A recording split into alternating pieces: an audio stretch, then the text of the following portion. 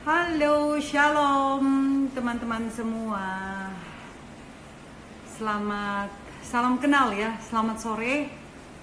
Saya dengan Novita Tanri dan terima kasih untuk Sis Rita Arifin, Sis Norita yang sudah mempercayakan saya hari ini. Selain bisa akses ke Instagram akunnya GBI WOI Intercon, saya bisa putar-katik semuanya. Nggak takut ya saya hack. Selamat sore. Oke, tema kita. Oke, by the way, ini pertama kali banget saya disuruh ngobrol dengan layar. Biasanya saya kalau IG live itu bicara dengan ada orang, jadi saya bisa pakai dua layar. Dan hari ini saya bicaranya sendiri. Agak aneh, tapi it's okay. Jadi kalau ada agak-agak awkward, agak-agak aneh, mohon maafkan. Shalom buat teman-teman semua yang sudah bergabung di sore hari ini. Hari ini tema kita adalah parenting is shifting. Jadi bukan hanya bisnis saja yang shifting, tapi termasuk dengan parenting. Kalau kita lihat bisnis, khususnya di pandemi COVID-19 ini, dari bisnis yang konvensional kita lihat sekarang dari offline ya, sekarang berubah menjadi bisnis yang online. Artinya ada pergeseran di situ. Kalau kita lihat arti daripada shifting, bahasa Inggris ditranslate, diterjemahkan ke dalam bahasa. Shalom, shalom, shalom teman-teman semua. Terima kasih sudah bergabung. Shalom. Ada Ibu Jalianti, Ibu Susanti, Gabriel, Cece Nuhayati, ada Shirley. Banyak sekali shalom. Terima kasih sudah bergabung di sini. Kalau kita lihat artinya, shifting berarti bergeser. Bergeser dari yang sebelumnya, menyesuaikan dengan keadaan sekarang. Shifting itu sendiri juga kalau kita perhatikan dengan revolusi industri 1.0, 2.0, 3.0, 4.0. Kalau kita lihat revolusi industri 1.0 itu revolusi industri pada saat ditemukannya mesin uap. Revolusi industri yang kedua itu pada saat 2.0 itu pada saat ditemukannya mesin ketik. Lalu 3.0 itu pada saat ditemukannya komputer dengan yang tabung-tabung yang tebal-tebal itu ya. Lalu revolusi industri 4.0 adalah revolusi industri di mana artificial intelligence itu ditemukan. Jadi dengan mengetahui bahwa dunia sendiri bergeser dari revolusi industri 1.0 sampai kepada sekarang 4.0 menjadikan kita bisa lebih terbuka bahwa dengan adanya perubahan daripada revolusi industri itu ternyata mempengaruhi dari bisnis. Artificial intelligence kalau diperhatikan sekarang, saya barusan ini ditawarkan oleh teman-teman semua ya, maaf ya. Saya ini agak-agak kagok sebenarnya karena ngomongnya sama layar kaca. Biasanya kalau Zoom kan masih kelihatan orang-orangnya ya. Kenapa layarnya bintik-bintik? Sama semuanya melihatnya bintik-bintik kah? Atau Ibu Heni Marlina saja yang melihatnya bintik-bintik? Saya sih melihat wajah saya nggak bintik-bintik sih. Kalau yang merasa ada bintik-bintik juga, bukan hanya Ibu Heni, bisa tolong di komen, dibantu. Apakah hanya Ibu Heni atau hanya tidak? Oke, Sis Rita tadi jawabnya adalah tidak. Jadi tidak. Terima kasih Ibu Magdalena. Jelas, terima kasih Ibu Alexandra. Baik. Kebanyakan tidak. Oke, apa mungkin ini ada flag gitu ya? Enggak sih. Oke, baik. Jadi revolusi industri 4.0 ini dengan adanya perubahan daripada teknologi. Kalau kita lihat teknologi kita sebenarnya, saya lahir tuh tahun 71. Tua banget ya. Tahun depan saya itu akan masuk ke usia setengah abad, 50 tahun. Terima kasih Ibu Herawati. Ya, oke. Wallpaper. Ada yang bilang tidak ada suara juga. Suara jelaskah? Jelas kok Bu. Baik, Ibu Fla. Oke, Bu Heni. Terima kasih Bu Heni. Saya dibilang cantik. Wah, oke. Ini ada hyper jumper 71 sama dong. Hore. Saya punya teman di sini. Jelas. Baik, kita lanjutkan ya. Ini mungkin awal-awal lebih kepada biar just to make sure bahwa semuanya kedengaran dengan baik. Ada semua, suara jelas. Yes, oke. Jelas suara. Baik. Oke, mungkin yang tadi suaranya nggak jelas, apa mungkin? Terima kasih. Yes, ada San di sini, Pink San. Terima kasih San sudah bergabung. Bu Diana juga jelas suara oke, baik. Enak nih kalau kalian komen, jadi saya nggak berasa sendiri ngomong sama layar. Shalom Ibu Estri, baik. Terima kasih. Oke, kalau kita perhatikan ada perubahan di dalam revolusi industri. Kalau saya dibesarkan tahun di awal-awal akhir 70-an, awal 80-an itu masuk di usia SD dan masuk usia SMP. Saya bisa melihat bahwa ada dua, kalau kita sebut sekarang dengan pola asuh yang berbeda. Ada yang disebut dengan freedom inside dan freedom outside. Artinya begini, ingat nggak sih, saya nggak tahu ya, ini San nggak tahu masih sama, karena pasti beda banget zamannya, dia sama dengan ponakan saya zamannya. Tapi yang lahir 80-an pun saya pikir tidak terlalu berbeda dengan lahir yang 70-an. 90-an pun sebenarnya nggak terlalu berbeda, asal masih di awal-awal 90-an ya.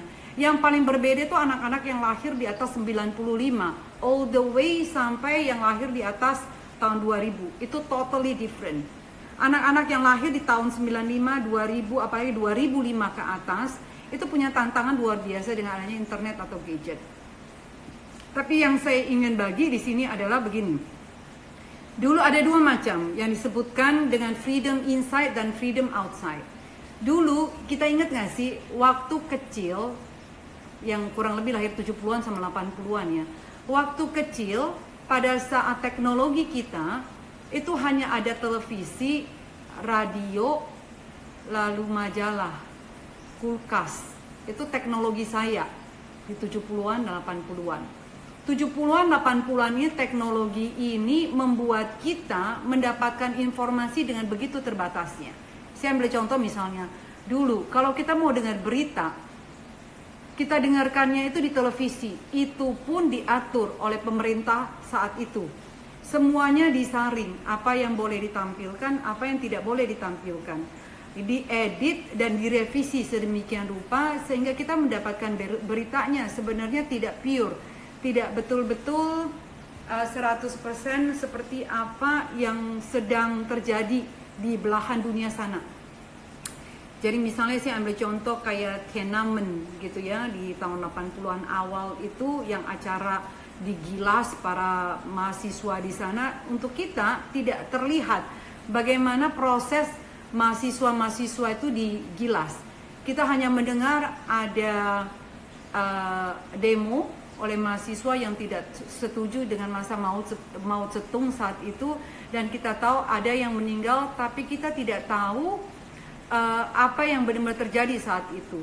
Setelah di teknologi sekarang, kita baru tahu bahwa ternyata kematian di saat Tiananmen itu luar biasa, banyaknya orang yang digilas mati dengan tank.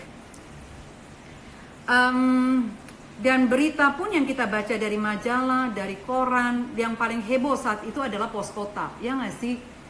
Ya, kalau yang setuju dengan bilang bahwa pos kota, bener nggak? Yang kematian lah, yang dibunuh lah, kriminal lah, pemerkosaan lah, segala macem yang berita yang serem-serem itu selalu masuknya di pos kota di zaman saya waktu itu. Kalau yang baik-baik biasanya masuk di Kompas, Suara Pembaruan, Suara apa ya, Sinar Pagi. Itu berita-berita yang kita dengarkan di zaman saat itu. Jadi semuanya berita itu semua sudah disaring. Karena pemerintahan Soeharto saat itu benar-benar memilah dan memilih apa saja yang boleh diterbitkan dari semua perusahaan penerbit. Jadi kita saat itu segala sesuatu di dalam rumah itu dijaga. Freedom yang kita dapatkan pada saat keluar dari rumah. Kita saat itu ingat gak sih, kalau kita keluar dari rumah bisa nginep ke rumah temen. Ya pos kota banyak yang setuju. Waduh, banyak juga ya yang di Medan SIB. Wah, banyak yang setuju nih, Ibu Deliana, Ibu Magdalena, Ibu Buat, Ong, pos kota, betul. Terima kasih sudah berinteraksi dengan saya. Kita pada saat bisa nginep di rumah Engkong ke, di rumahnya Ii ke, rumahnya Kuku ke, atau kita bisa camping ke, kita bisa pramuka ke, kita bisa nginep di rumah sepupu ke, kita bahagia banget. Apalagi kalau bisa nginep di rumah teman. Kayaknya mendapatkan kebebasan itu pada saat kita keluar dari rumah. Di dalam rumah kita semuanya kayak mau ngapain ya? Mau baca buku. Untuk kita tidak terlihat bagaimana proses mahasiswa-mahasiswa itu digilas. Kita hanya mendengar ada demo oleh mahasiswa yang tidak setuju dengan masa Mao Zedong saat itu. Oke, baik.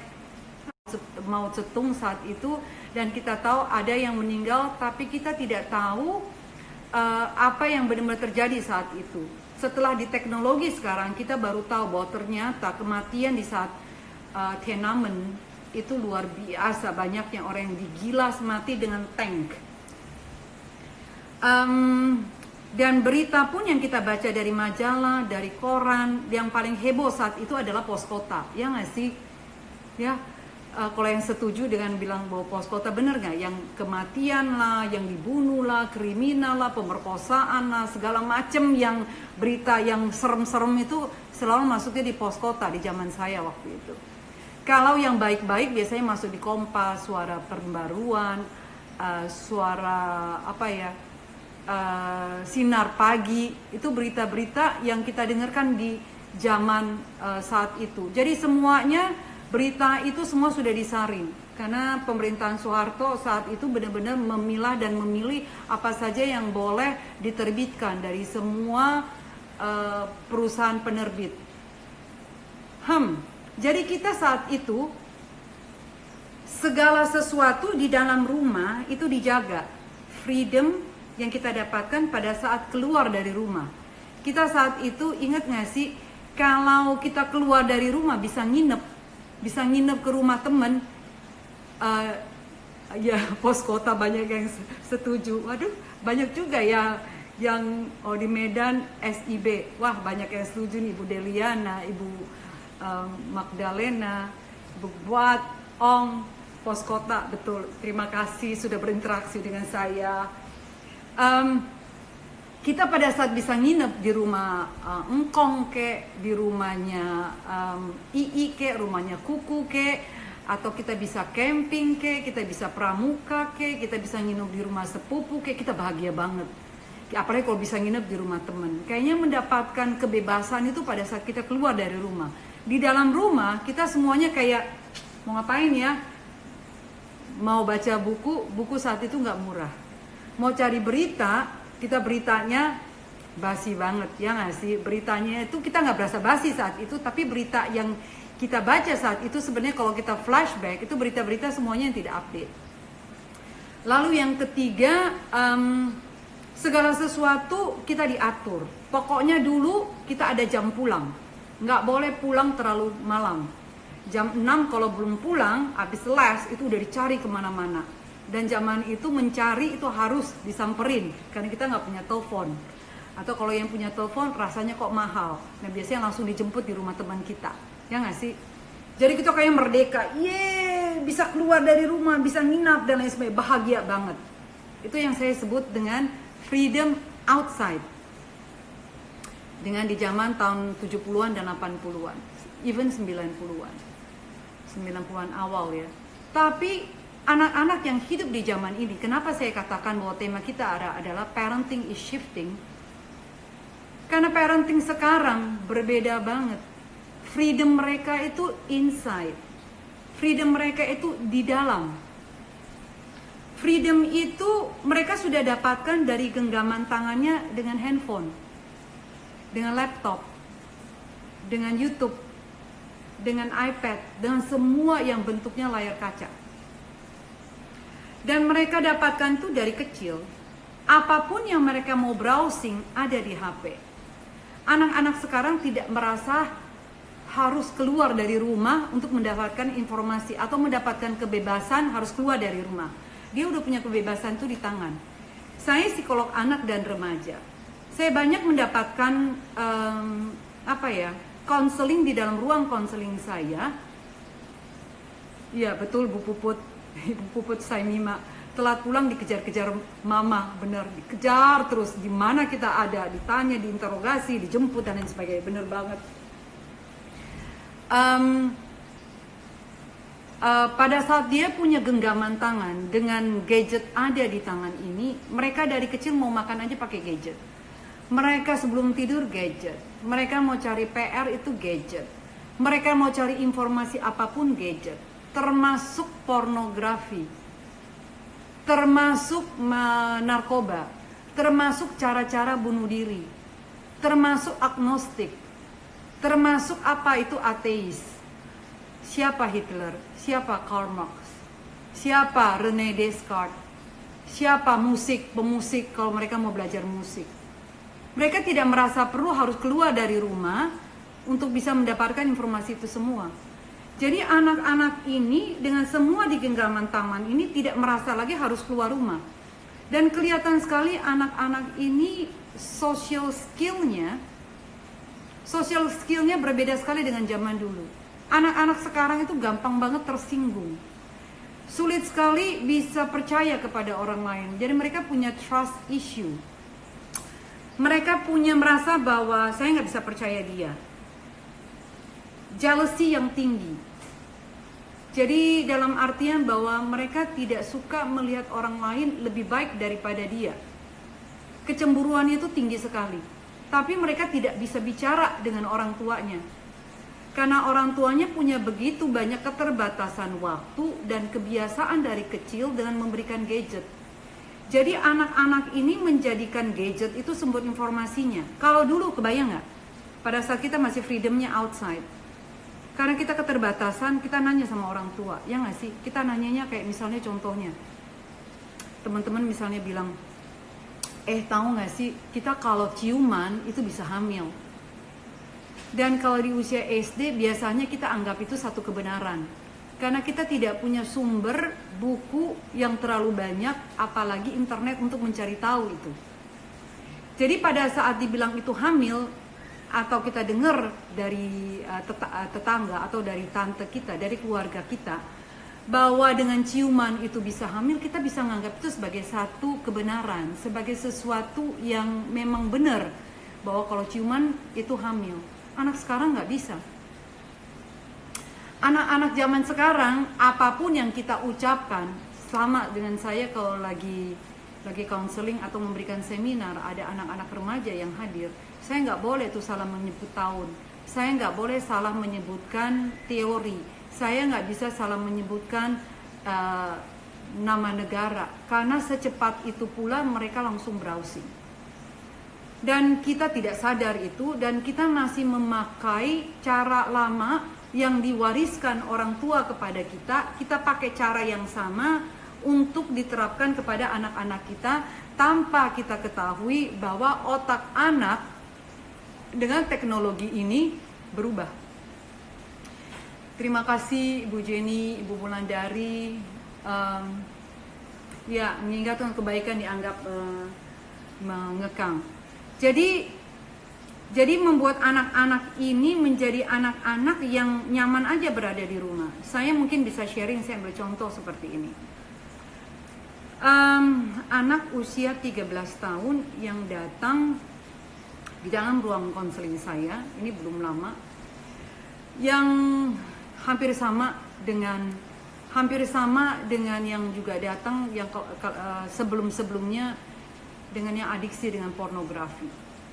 Mereka menganggap karena meniru dari gaya hidup mungkin Hollywood, pada itu di film lah, belum tentu orang Amerika hidupnya seperti itu.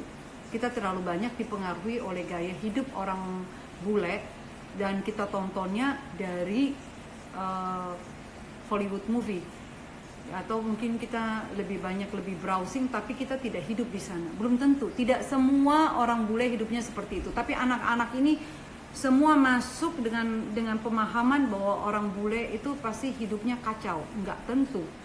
Mereka tidak saya katakan bahwa kita lebih baik daripada kehidupan mereka. Kenapa saya bisa bilang begitu? Karena saya sendiri juga sekolah di Singapura, ke Australia juga, dan anak saya juga sekolah di Amerika, dan bolak-balik ke sana, saya bisa melihat bahwa tidak semua bule itu digambarkan seperti ada yang di Hollywood. Jadi ini yang membuat anak-anak ini yang tidak tinggal di sana tapi menganggap kehidupan Hollywood melalui tontonan yang dia tonton, akhirnya mengadopsi gaya hidup free sex tapi lewat gadget.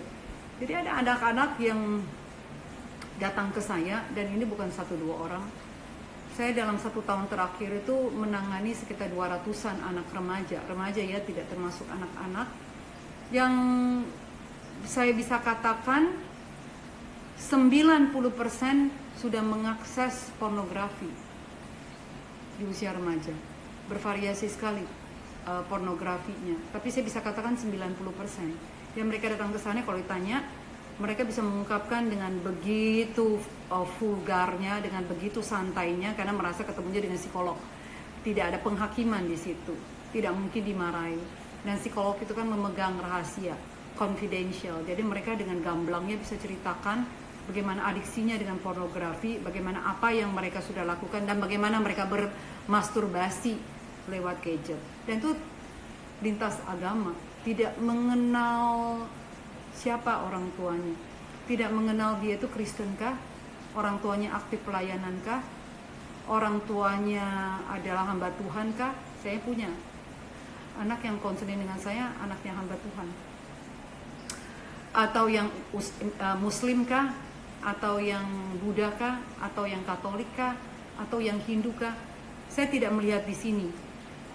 Itu satu, akses pornografi. Lalu yang kedua adalah anak-anak juga banyak yang menyebut dirinya sebagai agnostik. Agnostik bahwa dia percaya ada kekuatan lebih besar daripada dia, tapi dia tidak mengakui adanya Tuhan. Bahkan ada yang ateis. Saya lebih takut sama yang agnostik daripada yang ateis, karena kalau ateis buat saya lebih gampang kita bisa adakan penginjilan dibandingkan dengan mereka yang agnostik. Karena dia percaya ada kekuatan besar, tapi dia tidak percaya bahwa Tuhan itu ada. Karena menurut mereka main dengan logika bahwa Tuhan itu harus bisa disentuh dengan panca indera mereka, harus bisa dirasakan dari visual, dari pendengaran, dari perasa di kulit, di mulut, dan di lidah maksud saya, dan di penciuman. Kalau itu tidak ada, mereka nggak mau mengakui ada keberadaan Tuhan. Tapi mereka tetap ke gereja, mereka tetap sholat, hanya untuk menyenangkan hati orang tuanya. Mereka tetap ke kelenteng, mereka tetap ke wihara, dan mereka tetap melakukan ritual keagamaan. Tapi mereka tidak merasa bahwa mereka punya attachment, punya bonding dengan Tuhan dari agama mereka masing-masing. Kalau saya di sini kita bicara dengan GBI, dengan WOI, Intercon. Berarti saya melihat bahwa kita semua yang hari ini hadir, ada 179 orang yang sedang standby di sini adalah orang percaya, orang yang pengikut Kristus ya. Oke, agnostik percaya kepada Tuhan tapi tidak percaya Tuhan. Betul. Ini nanti bisa di-Google sendiri, tapi kalau ateis itu benar-benar sama sekali tidak mengakui. Oke, nah tadi saya sudah masuk kepada freedom inside dan freedom outside. Saya ingin masuk ke sini. Kenapa saya begitu fokus dengan anak usia dini? Kenapa saya begitu fokus dengan pondasi, dengan dasar? Karena kalau pondasi kuat, dasarnya kuat, dalam semua kecerdasan apapun, anak-anak biasanya akan masuk di usia remaja dengan kekuatan yang lebih baik. Kekuatan dalam semua kecerdasannya, termasuk kecerdasan secara spiritual atau religi. Ada 8 plus 1 kecerdasan religi. 8 yang lain itu ada kecerdasan interpersonal, inter dan intrapersonal, itu 2. Ada kecerdasan social skill, ada kecerdasan bahasa, ada kecerdasan natural, lalu kecerdasan intelektual, lalu kecerdasan yang disebut tadi dengan spiritual. Kecerdasan ini paling kuat itu dibentuk di usia di bawah sebelum 6 tahun. Saya masuk kepada neuroscience. Anak-anak yang lahir keluar dari tubuh kita, di dalam perut kita baru 25% otaknya itu develop, terbentuk.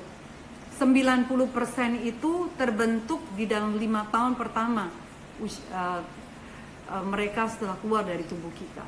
Dari 90% sinaps itu, saya pernah ngobrol ini juga di waktu diundang di BOI. Sinaps itu seperti seperti kabel-kabel listrik yang ada di otak manusia. Sinapses itu kalau kita gambarkan seperti kabel negatif dan positif yang belum tersambung. Kalau mau jadikan dia tersambung, itu harus ada stimulasi. Stimulasi rangsangan itu harus diberikan oleh support system. Siapa support system? Orang tua. Siapa support system? Mbaknya. Siapa support system? Engkongnya, amanya, supirnya, tantenya, omnya. Semua support system yang hadir dalam kehidupan anak-anak itu akan memberikan stimulasi sehingga si sinapsis ini akan bisa tersambung. Saya ambil contoh misalnya, saya ini berhadapan dengan lampu. Lampu ini, cahaya ini keluar karena adanya positif dan negatif yang tersambung sehingga menimbulkan energi cahaya. Muka saya jadi lebih terang ada di sini. Tidak ada positif dan negatif, tidak ada stimulasi, itu sama dengan ada yang terjadi dalam otak anak. Nah, di dalam otak anak, 90% di bawah 5 tahun itu terbentuk. Jadi, apapun yang diberikan kepada support system, kepada anak-anak ini, itu yang akan membentuk semua sinapsisnya. Dan kebanyakan kita di usia ini kita berikan kepada pembantu rumah tangga. Pembantu rumah tangga yang pakai seragam. Dan saya sebutkan di usia di bawah 5 tahun ini orang tua sebagai sculptor. Sculpture itu seperti bahasa Indonesia apa ya? Pemahat. Pemahat. Jadi kalau kita bayangkan satu kayu atau satu batu yang kita pahat, kita mau jadikan apa? Patung manusia. Seperti Michelangelo, kita mau pahat menjadi bangku, kita mau pahat menjadi satu lukisan misalnya yang cantik. Kita tuh sculpture-nya, kita itu pemahatnya anak-anak ini. Sculpture apa yang kita mau buat untuk anak-anak kita? Kita mau jadikan dia apa? Kita ini sculpture. Nah, ini yang tidak disadari oleh orang tua. Berikutnya yang saya mau bagi juga adalah bahwa 90% otak anak di bawah 5 tahun itu dibentuk sinapsisnya. Ada 3 bagian otak yang sebenarnya perlu kita ketahui. Otak manusia itu kita bagi 3, walaupun itu sangat complicated otak manusia. Ada yang disebut dengan lower area di bagian bawah, ada yang disebut dengan middle area, ada yang disebut dengan high area. Lower area itu biasanya lebih kepada insting. Kalau dulu kita ingat di zaman ini ya, purbakala gitu, yang dimana alarm centernya yang lebih dominan. Jadi artinya begini, kalau mereka mendapat bahaya di zaman masih barbarian dulu, prehistoric, kalau mereka lagi bahagia, yang keluar itu alarm centernya yang paling bawah. yaitu fight, flight, and freeze. Fight artinya begini, kalau ada bahaya dia langsung secara otomatis melawan. Langsung pasang kuda-kuda, langsung mereka akan pakai senjata, pakai batu dan lain sebagainya untuk melawan. Yang kedua adalah flight. Kalau dia tahu lawannya berbahaya, lebih kuat, lebih apa ya, dalam size juga lebih besar, mereka akan flight, terbang, langsung menghindar, lari. Atau yang ketiga, freeze. Jadi alarm kalau kita pakai otak yang dilatih bagian bawah terus, cuma ada 3 alarm centernya. Fight, flight, and freeze. Lalu ada yang ketiga yang disebut dengan middle area. Middle area itu emotional center. Emotional center itu berada di tengah. Dan yang ketiga, emotional center itu biasanya mereka pakai lebih pada pakai kepada perasaan dalam memutuskan sesuatu. Jadi tergantung mood, tergantung suasana hati. Lalu yang ketiga itu adalah high area. High area itu biasanya di sini, daerah sini.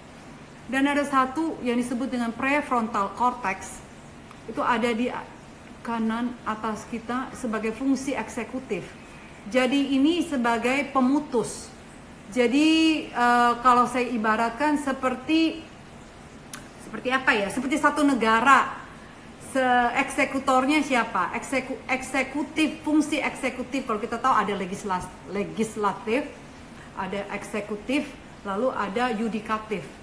Nah, sebagai eksekutif itu kita tahu adalah presiden. Kalau kita ibaratkan high area itu adalah presiden, dia yang memutuskan atas setiap kebijakan yang ada di dalam satu negara, dan kita ibaratkan si prefrontal cortex yang ada di high area ini yang kalau kita ibaratkan negara, dia presidennya. Nah, semakin rendah, semakin ke bawah otak manusia dipakai, biasanya semakin rendah tingkatan pendidikan seorang manusia. Jadi yang tadi yang pertama, jadi kalau kita di dunia psikologi suka begini. Kalau orang yang gampang banget dipancing untuk marah, untuk yang suka sekali untuk berantem fisik dengan fisik, kita akan bilang way itu orang low area, maunya cuman kalau ketemu serangan langsung mau berantem, selalu pasang badan. Jadi yang dia pakai otaknya yang bagian bawah. Kalau yang kedua dia pakai emotional, dia gampang banget suasana hatinya itu terkulik-kulik. Itu kita biasanya suka bercanda, dia pakainya otak bagian tengah. Nah, biasanya semakin tinggi kecerdasan religinya, spiritualnya, semakin tinggi kecerdasan intelektualnya yang dibangun secara seimbang, biasanya mereka akan pakai fungsi eksekutifnya, prefrontal cortexnya, high area-nya lebih baik. Iya betul, Ibu Apple Floris. Ini jualan bunga nih pasti ya, keren banget namanya. Yes, low area lebih kepada instinct. Jadi lebih kepada survival mode, antara gua hidup atau gua mati. Gitu. Nah, biasanya yang kayak begini hukum rimba yang dipakai. Jadi antara lu yang mati apa gue yang mati. Tapi kalau orang yang sudah lebih tinggi, dia akan masuk ke middle. Semakin tinggi dia akan pakai fungsi dari high area mereka. Nah, ini yang saya ingin supaya orang tua masuk dan terlibat dalam kehidupan anak-anaknya dengan mengaktifkan si high area anak-anak. Dan biasanya high area ini, lower, middle, dan high diisi oleh pembantu rumah tangga. Ingat ya tadi berapa persen? 90%. Di usia berapa? Di bawah 90, di bawah 5 tahun. Itu 90% anak. Walaupun otak manusia fully developed itu di usia 25 tahun. 100% itu di usia 25 tahun. Tapi yang paling krusial itu di usia 0 sampai 5 tahun. Atau saya tarik mungkin sedikit sampai 6 tahun. Tapi kita biasanya kasih gadget untuk dia makan. Kita kasih gadget untuk dia biar tenang. Kita kasih gadget biar nggak ganggu mamanya, biar mamanya bisa masak, mamanya bisa kerja, mamanya bisa ngepel. Apalagi kalau lagi pandemi ini, mbak-mbak pada pulang ya, paling gampang kasih gadget. Katanya kalau kasih gadget dia anteng, dia tenang. Dia lupa, akhirnya dengan adanya gadget yang gambarnya gampang sekali berubah, terus berubah, membuat anak kenapa fokusnya menjadi pendek? Karena yang dia lihat gambar yang begitu cepat berubah, sangat cepat. Memang pada dasarnya anak-anak konsentrasinya itu pendek. Anak di bawah 3 tahun konsentrasinya itu tidak lebih dari 5 menit. Pendek sekali, sekitar 2-3 menit. Tapi lebih parah lagi dengan dikasih gadget. Apalagi dikasih main game tanpa batas waktu. Membuat anak-anak yang dasarnya dikasih Tuhan sudah memang sesuai dengan tahapan tumbuh kembangnya pendek, ditambah dengan gadget membuat dia semakin pendek semua fokusnya, dan membuat mereka maunya instan. Kenapa? Pada saat, coba perhatikan ya, anak-anak yang terlalu dari kecil dengan gadget diberikan tanpa dipersiapkan dulu tadi lower, middle, dan high area brainnya, itu membuat anak-anak yang maunya memakai lower brainnya itu lebih besar. Jadi maunya yang cepat. Kalau nggak dapat yang cepat, ngamuk. Fight, flight, freeze. Paling gampang. Dan kalau sampai itu yang terbentuk di bawah 5 tahun dan terbawa sampai di usia remaja, Bapak Ibu akan sulit sekali bisa menghandle anak-anak remaja ini. Kalau sampai di bawah 5 tahun dia belum beres.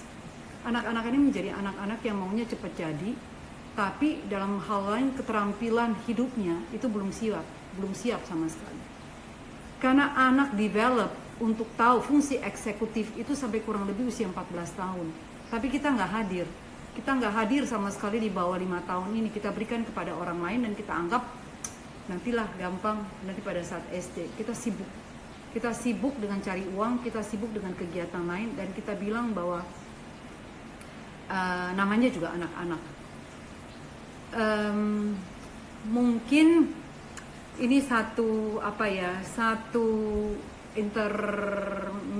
introduction daripada saya selama setengah jam. Kalau ada yang mau bertanya, silakan bisa masuk di komen, bisa bertanya sesuai dengan tema kita hari ini. Not just business is shifting, but parenting is also shifting. Bagaimana kita jadi orang tua harus sadar dan tahu teknologi mau tidak mau akan mempengaruhi kita dalam membesarkan anak-anak kita. Kalau maunya serba instan, serba cepat. Betul banget, Bu. Serba instan dan serba cepat. Nah, banyak orang tua maunya bawa anak-anak ke saya, terus kepengen supaya kayak, ada nggak sih bisa tahu katanya anak-anak nanti passionnya jadi apa? Pakai fingerprint lah. Bukan fingerprint, iya fingerprint, sidik jari, pakai fingerprint supaya bisa tahu anak saya sebenarnya nanti mau jadi apa. Bawanya usia 3 tahun, gak bisa, Bu. There's no instant way to raise a kid. Selalu harus ada proses, itu baru yang disebut dengan hidup. Oke, kalau kasih tontonan yang mengedukasi gimana ya, karena anak saya umur 2 tahun suka sekali nonton Cocomelon, dan menurut saya itu membantu saya dalam mengajarin dia. Apakah berbahaya? Berbahaya tidak berbahaya. Berbahaya dalam arti apa dulu? Berbahaya bahwa dia secara fisik berbahaya, tidak. Tapi maksud saya begini, manusia itu diciptakan Tuhan dengan akal budi, dengan panca indera, dengan kemampuan untuk bisa mengobservasi, untuk bisa menganalisa, untuk bisa mengambil kesimpulan, dan akhirnya memutuskan keputusan yang tepat. Dan itu tidak bisa diberikan oleh benda mati, sebagus apapun tontonannya. Karena benda mati tidak bisa berekspresi dan punya akal budi dan logika seperti manusia. Manusia itu makhluk sosial. Dia harus berhadapan dengan manusia lainnya untuk bisa mengembangkan potensi secara optimal dalam diri dia, dalam diri seorang manusia. Benda mati nggak bisa. Anak-anak zaman sekarang juga yang berbeda dengan yang di zaman saya, sulit untuk mengetahui ekspresi orang. Jadi mereka tidak tahu kapan orang itu udah nggak suka. Mereka kurang sadar kapan orang tua itu intonasi sudah mulai tinggi, sopan santun dan etika, menjadikan anak-anak ini menjadi seperti, kalau yang sudah parah ya, menjadi anak-anak yang seperti robot-robot yang kaku dan sulit sekali untuk bisa beradaptasi dengan lingkungan yang baru. Kenapa? Karena dari kecil dilayani, mereka mau kemauannya dituruti saat itu juga. Kalau orang lain harus ada negosiasi, mereka nggak suka nunggu. Mereka mau saat itu, saya harus dapat solusinya. Saya nggak mau harus ada keputusannya. Saya mau saat itu juga, saya nggak peduli dengan keadaan kamu, saya mau itu ada. Dan kalau ini dipupuk sampai dia masuk remaja, akan sangat sulit buat anak-anak ini nanti bisa berkomunikasi dengan lingkungannya, bahkan kepada diri sendiri, karena orang nggak bisa menerima dia. Dan ini dimulai dari tontonan yang terlalu lama dan terlalu sering. Jadi harus bijak juga. Kalau toh memang harus nonton, buat saya jangan sampai kebablasan 10-15 menit.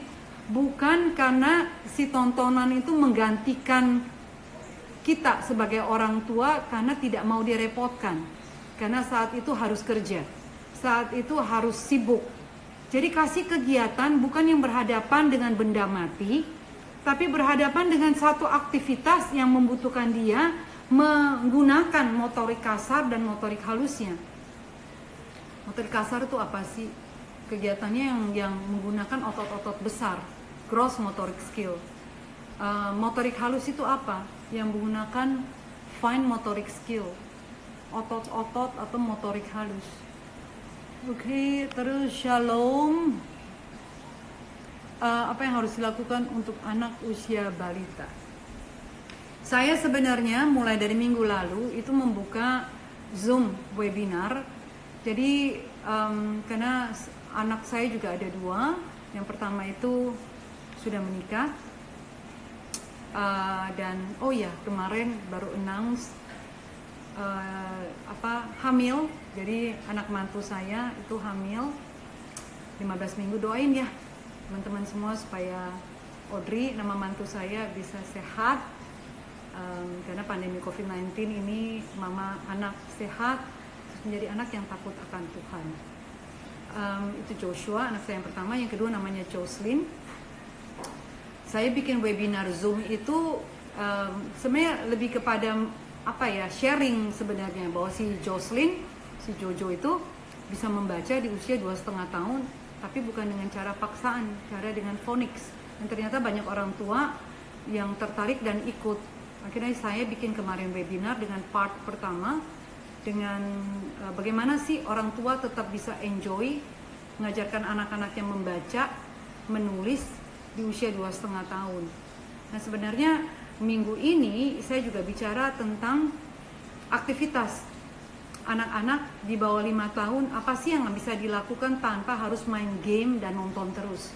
Jadi nanti aktivitas-aktivitas ini saya bagikan di setiap hari Sabtu, dan Sabtu ini tanggal 27 Juli.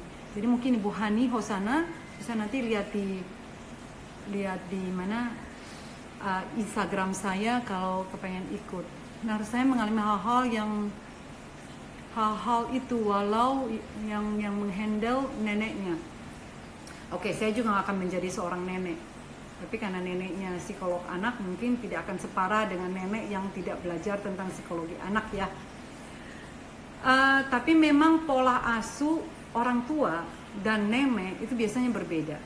Dulu pada saat nenek menjadi orang tua, tegas, disiplin. Tapi pada saat nenek tidak menjadi orang tua, tapi menjadi seorang nenek, biasa kecenderungan untuk memanjakan dan tidak disiplin. Sedisiplin pada saat dia menjadi orang tua itu terjadi. Jadi pola asuhnya bisa berbeda sekali. Nah itu kalau buat saya dibicarakan dengan ibu kita, mama kita, atau dengan mertua. Bagaimana sih menghandle anak dengan parenting shifting ini, dengan bicara neuroscience, otak anak-anak zaman sekarang kalau dibelah otaknya itu beda loh. Dari research terakhir, anak saya Jocelyn itu ambil Bachelor of Science in Psychology, dia usianya 19 tahun, dia baru selesai menjadi seorang psikolog. Ambilnya science ya, science itu berarti kita belajar tentang otak, kita belajar tentang neuroscience. Dan di penelitian di Amerika, dia ambilnya di University of Washington. Penelitian di sana bahwa otak anak yang 20 tahun yang lalu, ini tentunya orang yang sudah meninggal ya, dan dilihat, dibelek, dibuka, itu berbeda sekali dengan anak-anak yang sudah terpapar dengan teknologi. Jadi kalau kita tidak shifting dan belajar untuk bisa mengerti cara mereka berpikir, cara mereka berinteraksi, cara mereka bereaksi dengan adanya teknologi, apalagi yang sudah terpapar sejak kecil dan anak yang sekarang remaja, dan kita tidak berubah, tidak mengerti cara mereka berpikir, kita akan ketinggalan satu, dan kita akan kehilangan anak-anak kita. Kehilangan, itu kata-kata yang tepat. Karena anak-anak ini menjadi anak-anak yang tidak bisa dipahami oleh orang tuanya, dan juga menjadi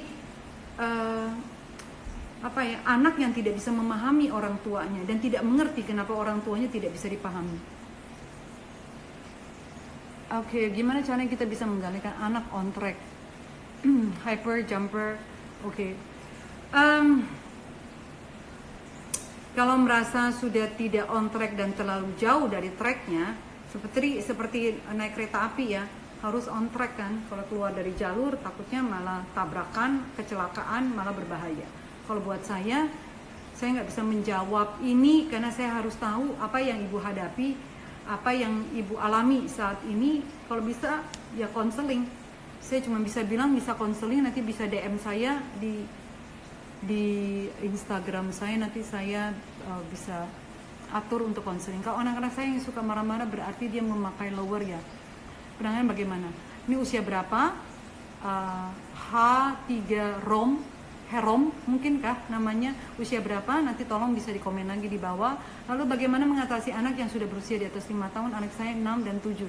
Apakah sudah terlambat? Di bawah 5 tahun lebih banyak didampingi oleh oma dan mbaknya. Oke. Tidak ada kata terlambat sih. Tentunya tidak bisa seperti kalau kita dari awal sudah menerapkan segala sesuatu sesuai dengan tahapan tumbuh kembangnya. Tapi masih jauh lebih baik untuk bisa mengembalikan mereka, walaupun tidak akan sebaik kalau kita mulai dari nol, tapi nothing is too late. Yang penting kita mau untuk kembali untuk menjadi lebih baik, orang tua yang lebih baik, dan memahami setiap anak-anak kita yang dititipkan Tuhan di dalam keluarga kita. Anak saya kalau dikasih gadget semangat belajarnya tinggi, disuruh apapun semangat, tapi kalau nggak dikasih dia malas belajar, susah untuk dibilangin. Gimana ya Bu? Ya karena dibiasakan Bu. Karena kebiasaan itu akhirnya menjadi habituasi, akhirnya menjadi gaya hidup, akhirnya menjadikan dia tidak terlepas dari sini. Semangatnya lebih tinggi. Nanti iming-imingnya gadget yang semakin terbaru, semakin lengkap, wifi yang semakin tinggi. Kalau usianya masih kecil dan ini dipupuk terus, nanti harus ada semacam kayak bribery, ada sogokan untuk bisa melakukan sesuatu. Jadi bukan dari dalam, misalnya self-discipline, self-esteem, self-confident. Bukan dari dalam, tapi karena ada iming-iming, ada paksaan dari luar. Sedangkan kita ingin supaya anak-anak itu punya semua itu dari dalam, karena kesadaran kan, kesadaran dari dalam, sehingga dia melakukannya dengan sukacita. Oke, anak zaman now kurang empati. Tugas orang tua tiap hari melibatkan perasaan, empati, perbuatan. Menurut Bu Novi, hal-hal apa yang harus kami lakukan agar anak-anak bisa berempati dan dengar? Setuju banget. Anak remaja zaman sekarang empatinya bahkan dikatakan kadang-kadang kayak nggak peduli gitu. Dia nggak peduli dengan sekitar, nggak peduli dengan perasaan orang tua, nggak peduli dengan, ya karena apa? Jawabannya adalah karena anak-anak ini kurang berinteraksi dengan manusia. Mereka interaksinya semua dengan benda mati. Benda mati tidak punya emosi. Benda mati tidak bisa mengungkapkan pada saat dia sedih, marah, kecewa, takut, semua flat, sama. Sedangkan kita dari kecil, kita berhubungan, bersosialisasi dengan makhluk hidup. Punya binatang piaraan, kita berteman dengan manusia, kita tidak ada sama sekali dengan gadget kan. Jadi kita tahu Pada saat orang nggak suka, ada ekspresi wajahnya. Kita ambil cara jalan tengah, gimana supaya win-win solution. Kita ada skillnya di situ.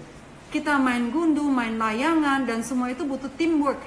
Nah, anak zaman sekarang kebanyakan tidak olahraga. Kalau olahraganya satu-satu, dan olahraganya tuh pakai gadget. Akhirnya nggak punya skill bagaimana menggunakan kecerdasan emosi dan kecerdasan sosialnya. Bagaimana bisa punya empati kalau bertemunya dengan layar kaca. Jadi tantangan kita, sekali lagi, kalau buat saya orang tua harus bertobat sih. Harus bertobat dan menyadari apa kesalahannya, apa yang sudah dilakukan selama ini tidak tepat, ya. Kalau saya nggak bisa katakan salah, dan balik dan bikin komitmen mulai sekarang. Mumpung masa pandemi ini yang kita punya adalah waktu, kita benar-benar merombak, bikin SOP baru yang membesarkan anak. Bener harus punya SOP, Standard Operational Procedure, sama dengan kita membesarkan perusahaan, harus punya SOP. Seperusahaan kalau kita kelola dengan seenaknya, kita bangun seenaknya, kita tidur seenaknya, kita tidak layani misalnya bisnis kita online, orang yang WhatsApp, orang yang misalnya kita punya Tokopedia, kita juga yang jadi pembeli kan malas, nggak serius, SOP-nya nggak jelas. Dan kita jangan harapkan perusahaan tersebut bisa besar dan menghasilkan uang. Sami mawon, sama dengan membesarkan anak-anak. Harus ada keseriusan di situ. Harus ada pengetahuan, harus ada SOP, supaya anak-anak kita bisa sukses, anak-anak kita berhasil. Kalau kita membesarkan perusahaan, marketingnya nggak benar, nggak bisa menjual misalnya, atau keuangannya, bagian accounting kita, bagian finance kita nggak benar, bocor di situ, nyolong uang di situ, kita perbaiki dong, ya kan? Atau bahkan kalau nggak bisa ditolong, kita ganti dengan orang lain. Masalahnya membesarkan anak, kalau sampai anaknya salah, nggak mungkin kita ganti anak kan, kita harus perbaiki. Nah, mumpung anaknya masih kecil, kita bikin SOP yang benar mulai hari ini. Mumpung yang kita punya adalah waktu. Oke, dan bicara empati di sana ya Bu, tunjukkan mereka berempati, dan empati itu harus dicontohkan. Orang tua itu refleksi anak, refleksi diri, cerminan orang tua. Jadi kalau kita tunjukkan dari kecil kita punya empati kepada orang lain, anak-anak juga akan mencontoh apa yang kita lakukan. Kalau kita tidak punya empati juga kepada sekeliling kita dan kita tidak pernah tunjukkan, jangan juga berharap anak-anak punya empati, apalagi mereka tidak pernah secara intens berhubungan dengan manusia. Anak saya sekarang sudah 15 tahun, sekarang lagi suka main game sampai pagi. Aduh. Sekarang saya lagi coba bicarakan semoga anak saya bisa bertahap nanti dari game. Oke. Ini ada satu anak sekolah di negeri Kangguru. Saya sebut namanya Jenius. Baru dipulangkan sama ibunya 2 bulan yang lalu karena main game non-stop. Dari Jakarta sudah main game. Sampai di sana nilainya bagus. Di Jakarta tuh nilainya bagus. Bisa lah untuk sekolah di luar negeri, makanya dia diterima. Tapi di sana dia nggak kenal waktu, non-stop main game. Sampai nggak mandi. Ini anak yang konseling dengan saya. Nggak mandi itu 2 bulan. Nggak mandi, nggak keramas 2 bulan. Bahkan lupa makan. Dari pagi ke pagi main gamenya. Luar biasa. Sampai lupa kuliah. Nilainya cuma 0, sekian. Pernah ujian, dia diingatkan sama ibu kosnya, suruh ujian. Dia sampai di bus stop, busnya ketinggalan karena dia telat bangun. Dia pulang lagi dong. Dia bukan naik taksi atau cari kereta atau apapun, pakai Uber gitu untuk bisa ke kampusnya. Dia pulang. Dan tahu gak dia ngapain? Dia main game lagi. Ditanyain, kenapa kamu pulang? Terus jawaban dia, ya ketinggalan bus. Lah tapi kamu ujian. Ya biarin aja. Lah gimana sih? Bingung. Bayangkan gak mandi 2 bulan. Hancur-hancuran pulang. Jadi kalau sampai ini tidak berubah, Anda ingin anaknya sekolah dengan jenjang lebih tinggi, yang ini nggak berubah, kan sulit sekali. Jadi mungkin Bu Natalia bisa counseling karena waktu saya 1 jam di sini untuk kita bisa lanjutkan. Yes, emotionless, tidak punya emosi, betul. Kenapa? Ya itu tadi saya bilang tidak berhubungan dengan manusia. Waktu sekolah HP saya batasi weekend saja. Sekarang bosan di rumah, kerjanya main HP, bahkan siang jadi malam, siang jadi malam, malam jadi siang. Jadi kayak burung hantu dong Bu ya. Aduh, saya tidak bermaksud bercanda. Tapi saya nggak bisa menjawab seperti ini. Saya harus tahu bagaimana sih anak ibu, bagaimana dia dibesarkan. Kalau ibu nggak keberatan, ibu boleh konseling dengan saya. Ibu bisa DM saya di Instagram saya @novita_tandri. Berapa lama waktu yang diperbolehkan untuk anak 7 tahun nonton TV dan gadget? Kalau saya tidak ada yang pakem, berapa lama, berapa menit, berapa jam. Kalau buat saya begini, kalau saya perlakukan buat anak-anak saya. Kalau tugas dan tanggung jawabmu bisa kamu kerjakan sesuai dengan usia dan tahapan tumbuh kembangmu, kamu boleh punya privilege untuk melakukan apa. Kalau sampai umur 7 tahun misalnya, ya, dia masih ngompol, dia masih belum bisa sikat gigi sendiri, dia belum bisa mandi sendiri, kamar masih berantakan, sikat gigi masih bisa diingatkan, berarti privilege-nya dia itu harus ditarik. Jadi tugas tanggung jawab sebagai seorang anak kita harus lihat sudah sesuai enggak. Jangan memberikan privilege terus. Ada 4 parenting style. Mungkin ini juga bisa dijadikan sebagai tema berikutnya kalau saya diundang lagi. Ada yang disebut 4 parenting style. Authoritative parenting style, authoritarian parenting style, permissive parenting style, neglectful parenting style. Authoritative artinya berwibawa. Jadi ini yang kita mau. Highly demanding, highly supportive. Ada authoritarian, artinya otoriter. Artinya dia highly demanding tapi not supportive. Lalu ada yang permissive, itu biasanya low supportive, no supportive, dan no demanding. Lalu ada yang namanya neglectful. Jadi satu-satu daripada parenting style ini Anda berada di posisi mana. Jadi kalau bicara menjawab pertanyaan Ibu Esther itu tergantung. Kalau buat saya, apakah tugas tanggung jawab di anak usia 7 tahun itu sudah lakukan enggak? Kalau privilege-nya itu TV dan gadget, ibu harus batasi pada saat dia bisa melakukan satu tugas dan tanggung jawab sesuai dengan usianya. Oke, anak saya umur 3 tahun tapi sekarang hobi banget nonton kartun dan setiap ada yang ditonton cepet banget ditiru. Betul, jadi makanya memang harus hati-hati sekali untuk bisa memilah dan memilih apa yang ditonton, apa yang bisa diserap oleh panca indera anak-anak kita. Saya nggak tahu nih, waktu saya tinggal 4 menit karena biasanya Instagram begitu 1 jam langsung dimatikan. Mungkin biar bisa menjawab semua ini, kita bisa jadikan ini berseri kali ya ke depannya ya. Mumpun kalau nggak tahu, kalau memang Ibu Sis Rita Arifin, Sis Norita bisa mengadakan lagi, karena saya harus masuk ke konklusi sedangkan pertanyaannya banyak sekali. Ya, saya calon oma, betul San, calon oma ini, aduh. Kalau remaja berapa lama mau main gadgetnya? Karena tugas-tugasnya harus pakai internet, betul. Nah, penggunaan internet ini juga sebaiknya masih didampingi, jadi ini kebablasan. Oke, buat yang ingin supaya lebih detail sebenarnya, itu boleh konseling, bisa DM saya.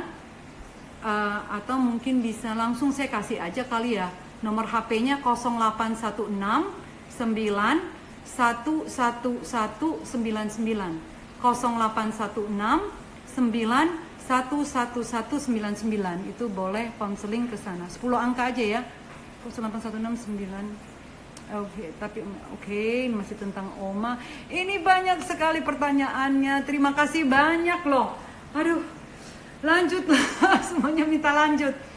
Oke, mungkin Sis Rita mungkin bisa di-arrange lagi. Kita bikin mungkin dengan tema lagi yang lebih khusus dan menjawab pertanyaan-pertanyaan seperti ini. Karena to be honest, bicara tentang parenting nggak ada habis-habisnya. Ini luar biasa. Saya belum, ini tadi mungkin baru hanya kayak kulit-kulit luarnya aja nih. Saya baru bicara ini kayak baru pembukaan aja. Tapi saya harus tutup. Tetap semangat sebelum kita dimatikan sama Instagram. Tetap semangat, ibu-ibu, bapak-bapak semuanya. Ayo kita pasti bisa bersandar sama Tuhan. Kekuatan kita dari Tuhan, ya. Ajarkan anak-anak dengan contoh. Takut akan Tuhan. Karena I hear, I forget. I see, I remember. I do, I understand. Jadi banyak memberikan contoh, banyak memberikan pengajaran. I hear itu mereka akan lupa. Berikan contoh sebanyak-banyaknya dan menjadi saksi Kristus sebagai orang tua. Kita ketemu lagi ya. Jangan lupa, happy parenting, the hardest job you will ever love. God bless you, shalom. Sampai ketemu lagi. Sampai jumpa. Terima kasih. Bye.